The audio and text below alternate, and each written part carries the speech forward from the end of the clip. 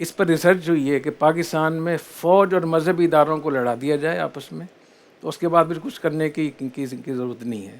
تو میں اپنے نوجوانوں کو بھی خاص طور پہ کہنا چاہتا ہوں اور اپنی افواج کو بھی کہ مدارس اور جو مذہبی جماعتیں ہیں، دیندار ہیں، علماء ہیں، ان کو اور فوج کو ایک دوسرے کے قریب آنا چاہیے، ایک دوسرے کی مشکلات کو سمجھنا چاہیے۔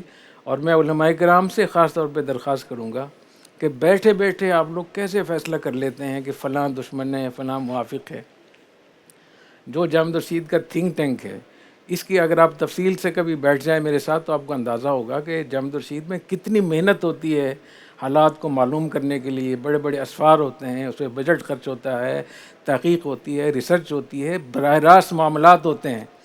تو جتنی ہم نے اپنی افواج پر جتنی محنت کی ہے، ان کو سمجھا ہے، میں مشورہ دوں گا کہ ہمارے مدارس کے لوگ، کمپنیوں کے لوگ، جتنی جماعتیں ہیں، وہ اپنی افواج کو نشانہ بنانے کی بجائے ان کو جا کر دیکھیں۔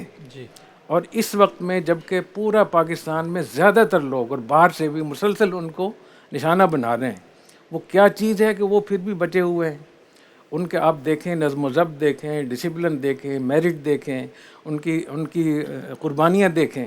ان حالات میں وہ اپنے ادارے کی اس کی وجہ سے، نظم و ضبط کی وجہ سے، تیاری کی وجہ سے، ٹیکنالوجی کی وجہ سے، آنرشپ کی وجہ سے، حب الوطنی کی وجہ سے وہ اپنی جانیں دے رہے ہیں۔